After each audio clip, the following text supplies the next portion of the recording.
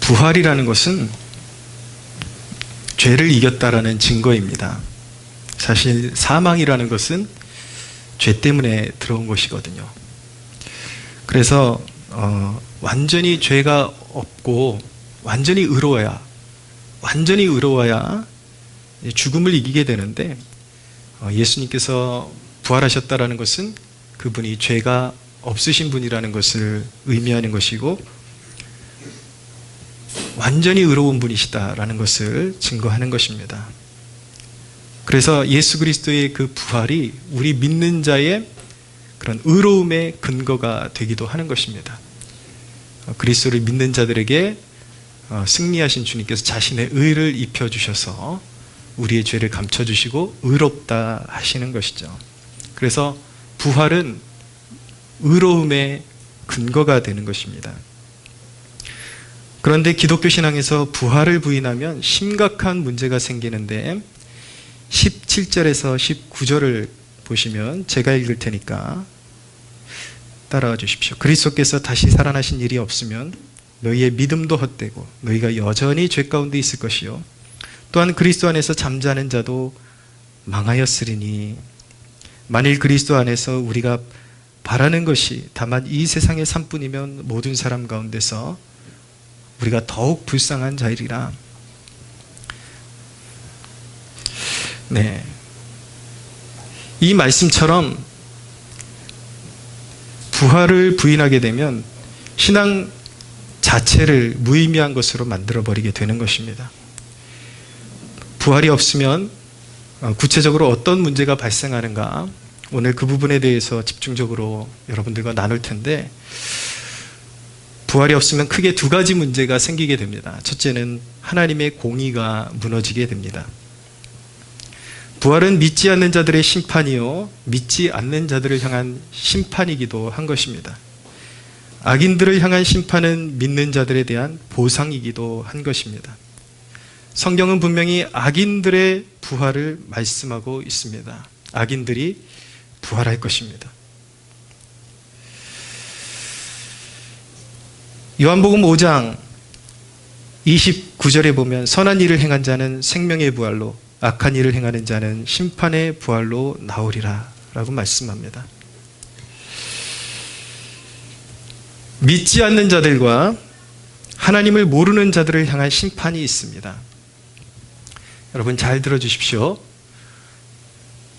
믿지 않는 자들과 하나님을 모르는 자들마저 심판이 있습니다. 하나님을 몰랐다라는 것이 무죄의 근거가 되지 못합니다. 하나님을 모르는 자들, 하나님을 모르는 것 자체가 죄악입니다.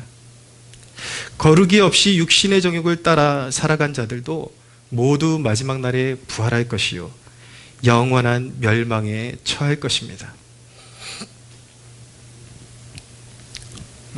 인간의 그 현존, 인간의 상태에 대한 그런 통찰을 깊이 제공하는 사건들이 계속 벌어지고 있는데, 제가 그 가운데 한 케이스를 모델로 삼아서 끄집어 왔습니다.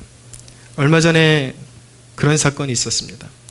아주 고가의 승용차로 앞에 있는 오토바이 기사를 뒤에서 추돌해서 쳐 죽인 그런 어떤 여자 DJ에 대한 사건이 있었습니다. 근데 이 여자 DJ는 해외에서도 굉장히 유명한 이름 있는 DJ라고 하는데, 사람을 쳐 죽이고도 나와가지고 한 행동이, 보인 행동이 무엇이냐면 자기의 강아지를 안고 강아지를 돌보고 사람이 죽었는지 살았는지 보살피지도 않고 있었다라는 것입니다. 오히려 자기의 그 상황 가운데 찡얼찡얼거리면서 불평하고 그런 모습을 보여서 세간의 화제가 되었습니다. 이 여자 청년의 문제는 뭐가 잘못된 줄도 몰랐던 것이죠. 제가 이 사건을 끄집어내온 이유가 무엇이냐면 정확히 이 시대의 젊은 세대가 가진 정신을 대변하고 있기 때문인 것입니다. 이런 사건이 한둘이 아니고, 또 이 사건의 속성을 들여다보면 이 시대의 청년들이 무엇을 추구하고 어떤 생각 가운데 살고 있는지 그것이 보이기 때문에 하나의 케이스로 들고 나온 것입니다. 이 여자는 가책도 없이 서스럼 없이 음주운전을 했습니다. 그의 모습 가운데 타인에 대한 존중이나 생명을 귀히 여기는 마음은 찾아볼 수가 없었습니다. 이것이 바로 오늘날 청년 세대, 비단 청년 세대뿐이겠습니까만 모든 세대의 문제이겠지만 이 세대의 어떤 그런 가치관의 현상이 두드러지게 나타나고 있는 그런 모습이기 때문에 말씀드리는 것입니다. 이 시대의 젊은이들, 이 시대의 청년들, 그들의 가치관은 너무 세속적이고 즉흥적이고 감각적이고 자기중심적입니다. 그들이 중요하게 생각하는 것은 돈과 유흥과 쾌락, 그리고 좋은 차로 과시하는 것입니다. 문제는 그들이 좋은 것을 누리는 그 자체가 문제가 아니라 그들의 정신 상태가 좋은 것을 관리할 능력이 없다라는 것입니다. 정신적인 능력이 없다라는 것입니다. 그들은 많은 것을 소유하기를 원하고 부여하고 좋은 것들, 과시하고 싶은 것들을 소유하기를 원하지만 그들의 소유의 목적은 매우 정욕적입니다. 인간적인 자랑질, 인간적인 것들 내세우기 위해서 소유하기를 원하고 유명해지기를 원하는 것입니다. 그들에게서 본래 하나님이 사람에게 허락하신 영적인 아름다움이나 거룩, 그리고 사랑, 그리고 절제와 하나님께서 주신 것들을 다스리는 그 다스림을 찾아볼 수가 없습니다. 왜냐하면 하나님을 떠나서 죄인이 되었기 때문인 것입니다. 철저히 죄인의 모습이 어떠한지를 그 사건을 통해서, 그런 사건을 통해서 우리에게 보여주고 있다는 것이죠. 철저하게 자기중심적이고 인간이 어떤 존재인가 너무나도 극명하게 보여주고 있는 사례라는 것입니다. 하나님을 떠났기 때문에, 근본이 죄인이기 때문에 그런 태도가 나오는 거예요. 저절로 나오는 거예요. 철저히 이기적이고 자기중심적 죄성으로 가득 차 있는 것입니다. 이 여자 DJ가 자기를 변호하기 위해서 내뱉은 말이 무엇이냐면, 사람이 죽었는데 나중에 한 말이 친주를 몰랐다라는 것입니다. 그러면 그것이 핑계가 될 줄 알았던 모양이에요. 친주를 몰랐대요. 자기 차가 앞이 완전히 몰골이 상할 정도로 사람을 쳤는데 친주를 몰랐다라는 것이죠. 자신이 술에 취해서 해서는 안 되는 행동을 했다라는 사실은 기억조차 하지 않고 있었습니다. 여러분, 교회 안에도 이런 사람들 존재합니다. 신앙을 갖는 이유가, 만약에 누군가가, 이런 정신을 가진 어떤 누군가가 자기의 딸이 이런 일을 당했다면 그는 마음속으로 이렇게 생각할 것입니다. 우리 딸이 얼마나 외로울까? 우리 형편 하나님은 알아주시지. 신앙이라는 이름으로 자신들의 추하고 더러운 죄성을 미화시키려고 하는 그런 태도로 신앙생활하는 사람들이 분명히 존재합니다. 그러나 여러분, 예수님은 뻔뻔한 죄인의 변호자가 아니십니다. 예수님은 죄인을 구원하러 이 땅에 오셨지만 자기의 죄됨을 알고 죄의 수치심을 알고 구원의 길을 찾는 자의 변호자이십니다.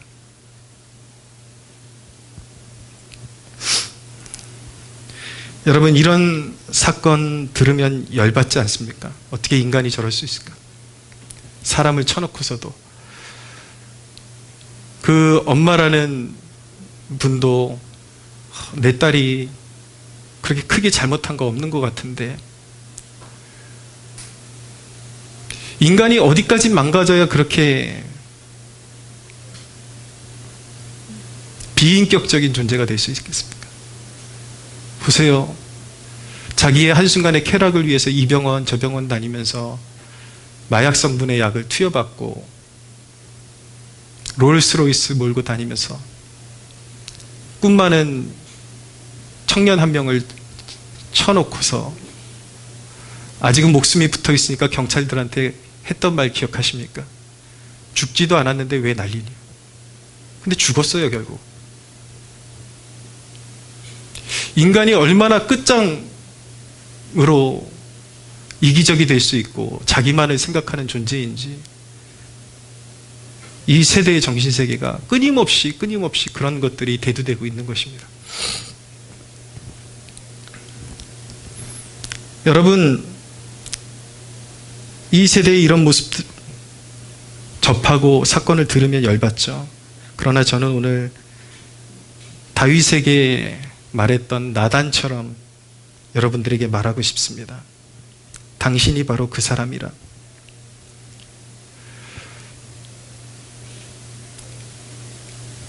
여러분, 사람은 근본적으로 다른 사람의 비행에 대해서 들을 때 극도로 흥분을 합니다.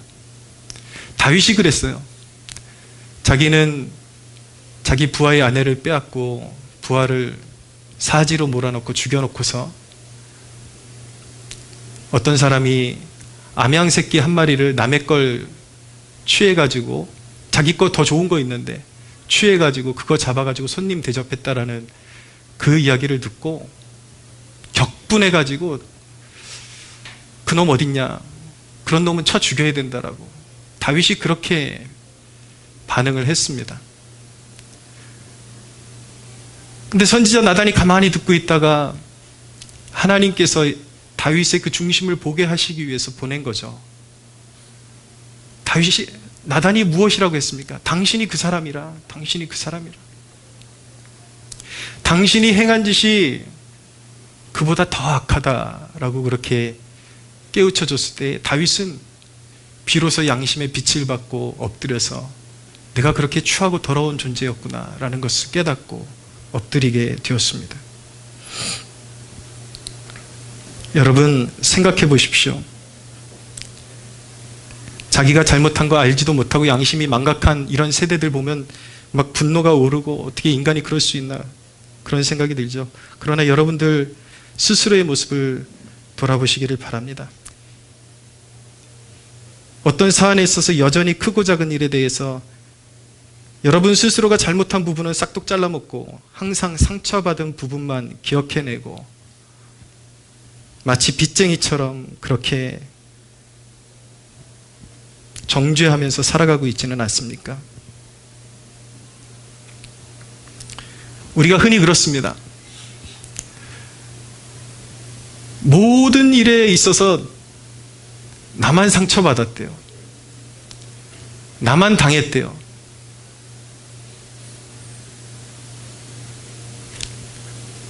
그러나 근본적으로 우리 스스로가 우리 자신이 남에게 했던 그런 불의한 일들에 대해서는 기억조차 하려고 하지를 않습니다. 신앙이라는 이름도 여러분도 이게 억지 같지만 대부분의 사람들이 이래요. 우리도 누군가 차를 몰고 가다 누구를 치어 죽였다고 생각한다면 우리 중 많은 사람도 그렇게 생각할 가능성이 있습니다. 나는 잘못이 없는데 재수없게 내 앞길을 막으려고 저렇게, 왜 하필이면 내 앞에 와가지고 상대방이 당한 고통, 아픔, 그 가족들이 당하는 아픔, 이런 것들은 안중에 없고 그냥 당장 내가 불편하게 생긴 거, 내 앞에 거추장스러운 일이 생긴 것, 그런 것들 떠올리면서 원망만 하고 있고 무엇이 잘못된 건지 전혀 알지 못하는, 깨달으려고도 하지 않는, 항상 내 자신을 의로운 위치에 세우고 나에게 피해본 사람조차도 항상 죄인의 위치에 세워서 평가하려고 하는 그러한 모습들이 우리 안에 분명히 존재하는 것이 사실입니다. 물론 우리가 그런 존재이기 때문에 이런 사회적인 악을 저지르는 사람들도 뭐 어쩔 수 없지 이렇게 봐주라는 것은 아니고, 우리는 신앙인이잖아요. 더 깊은 것을 바라보자라는 것이죠. 사회적으로 그렇게 무리를 일으키면 자기 행위에 대해서 책임을 져야 되고 법적인 책임을 져야 되는 것이 사실이고, 그렇게 돼야 하고 보응을 받아야 되지만, 우리는 더 깊은 곳을 바라보자라는 것입니다. 우리의 가치관이나 우리의 중심성이 사실은 그 죄의 속성과 별반 다르지 않은 그런 속성이 우리 안에서 도사리고 꿈틀거리고 있지는 않은지 깊이 생각하고, 항상 하나님 앞에 내 마음 누군가 알아주겠지, 하나님만은 알아주시겠지, 신앙이라는 것을 내 이기적인 욕구를 채우는 도구로만 활용하려고 하지 말고, 하나님 앞에 정직한 영을 구하고 하나님 앞에 드러난 죄악들에 대해서 겸허하게 겸손하게 베옷을 입는 그 마음을 가지고 엎드릴 수가 있어야 하겠습니다.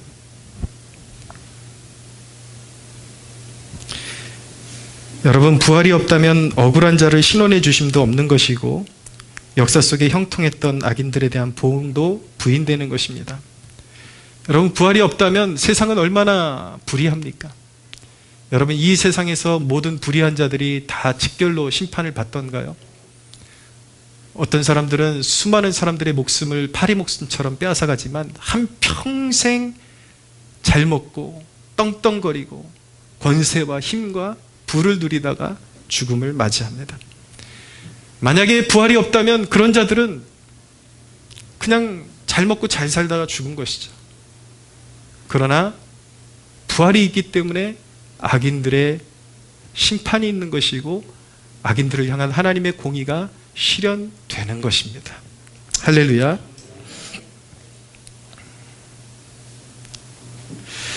모든 죄인들이 부활할 것이요 심판을 받을 것입니다. 어떤 이들은 죄를 저지르고 스스로 목숨을 끊어서 죽음 뒤로 숨으려고 합니다. 큰 죄를 저지르고 이 죄값을 세상에 받기 전에 내 목숨을 끊어버리면 이 죄값이 다 사라지겠지.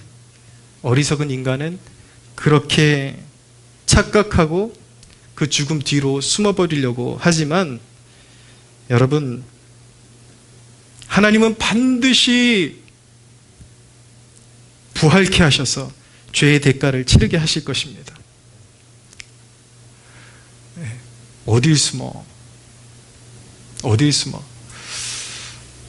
그런데 여러분, 여기서 약간의 신학적인 그런 설명을 좀 드릴 필요가 있는데, 마지막 날에 부활한다 그래서 우리의 영혼이 이 땅에서 죽는 그날에 우리의 영혼이 무의식 상태로 들어가 있다가 마지막 날 부활 때 갑자기 깨어나는 걸 주장하는 사람들이 있거든요. 이것을 영혼 수면설이라고 합니다.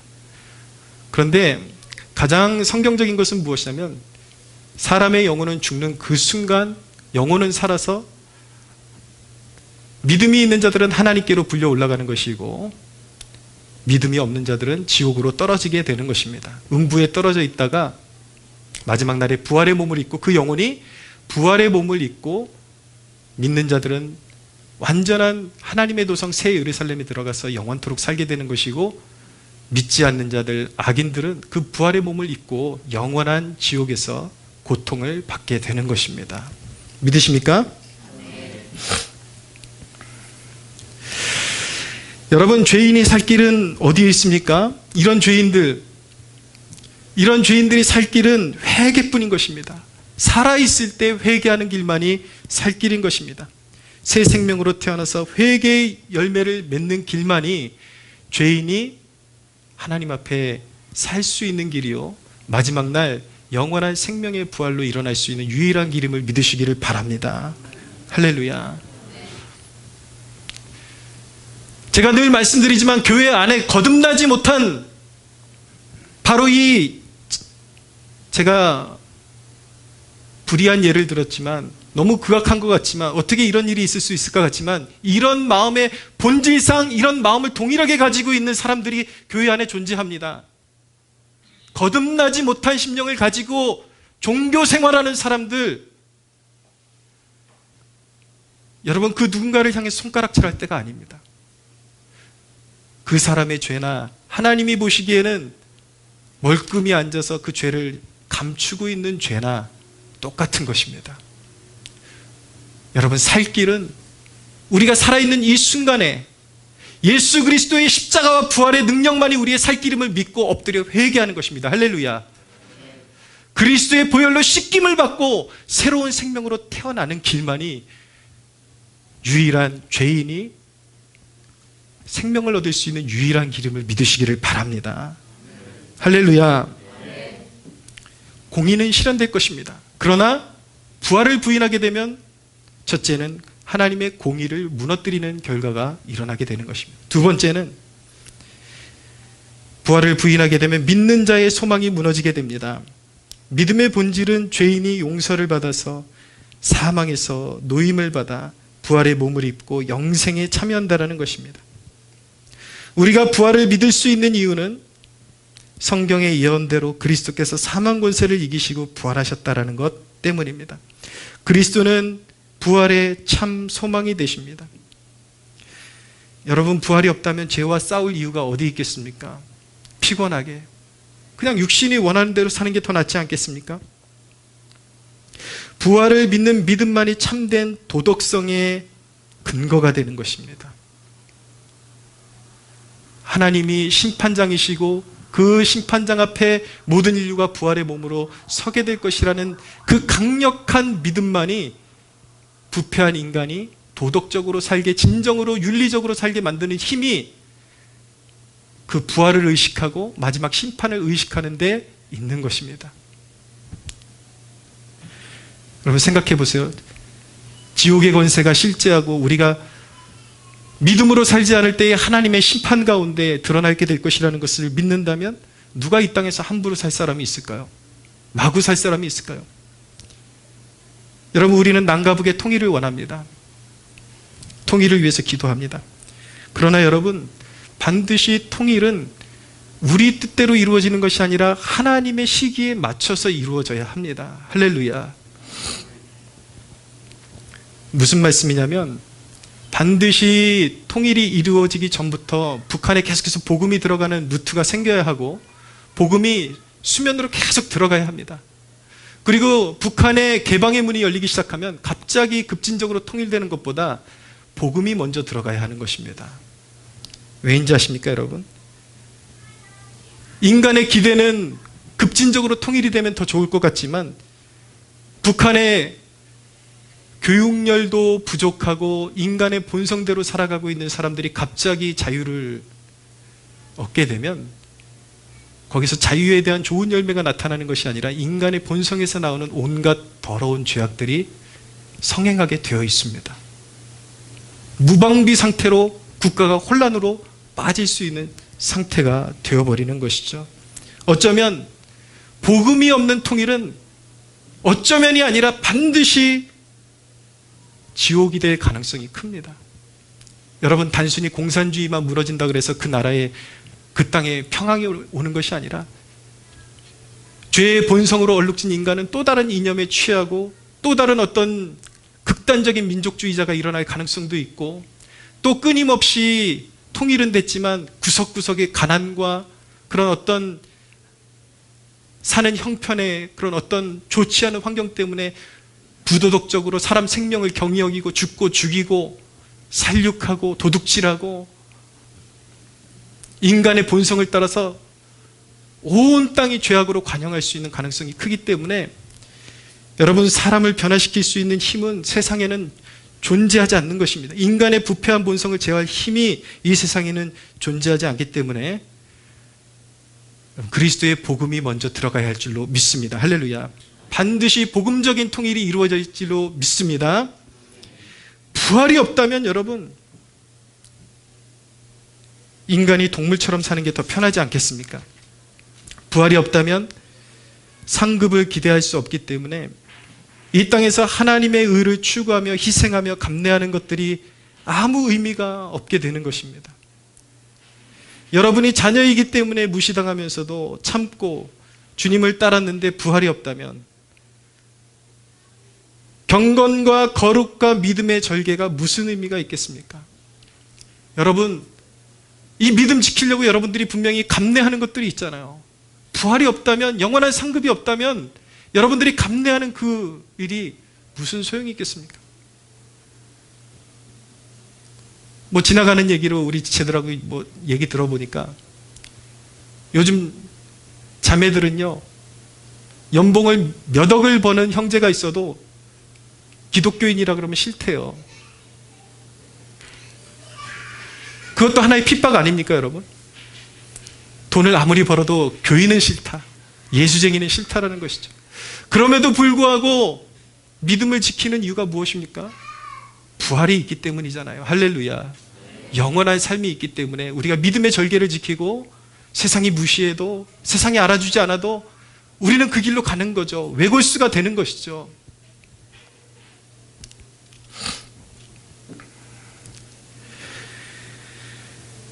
부활이 없다는 건 인류가 영원히 죄와 사망과 죽음의 권세 아래에 있다는 것을 의미하고, 그리스도께서 부활하지 않으셨다면 인류에겐 구원의 소망이 없다는 뜻이 되는 것입니다.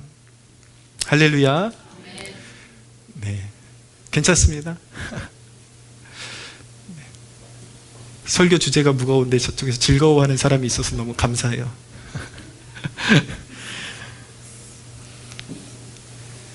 그렇지만 여러분, 성경은 분명히 말씀합니다. 오늘 말씀 20절을 보십시오. 같이 한번 읽어보겠습니다. 시작. 그러나 이제 그리스도께서 죽은 자 가운데서 다시 살아나사 잠자는 자들의 첫 열매가 되셨도다. 할렐루야. 그리스도께서 잠자는 자들의 첫 열매가 되셨습니다. 부활이 있기 때문에 믿음 안에서 죽음을 맞이한 모든 성도들에게 소망이 있는 것입니다. 그들은 이 땅에서 지녔던 믿음을 따라서 마지막 날에 부활하여 영생에 참여할 것이고, 그들이 당했던 억울함이 갚아질 것이며, 그들이 참고 봉사했던 일들에 대해서 하늘의 상을 얻을 것입니다. 할렐루야. 여러분, 믿는 자는 사망 권세를 이긴 위치에 서 있는 것입니다. 그 말은 세상에 존재하는 어떤 위해에도, 어떤 해악도 우리를 해칠 수 없다라는 것을 의미하는 것입니다. 여러분, 마귀는 여러분이 세상 근심에 눌려 사는 것을 기뻐합니다. 그래서 세상 근심과 두려움과 죽음에 대한 걱정, 그리고 앞일에 대한 걱정, 이런 걱정에 휩싸여서 살게끔 계속 마음을 부채질하는 것이죠.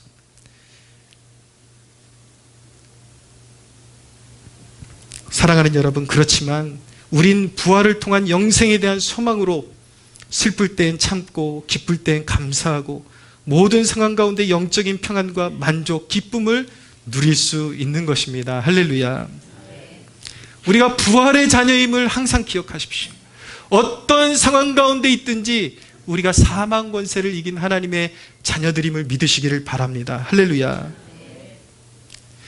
여러분, 힘든 일 있을 때에 염려할 시간에 부활의 소망을 품고 기도하십시오. 믿는 자는 망하지 않습니다. 할렐루야. 그리스도를 믿는 의인은 7번 넘어지고 자주 넘어질지라도 아주 엎드러지지 않을 것입니다. 할렐루야. 부활의 생명력이 우리 안에 있기 때문인 것입니다. 사랑하는 여러분, 마귀의 속삭임 대신에 영적인 기쁨을 취하는 여러분들 되시기를 바랍니다. 할렐루야.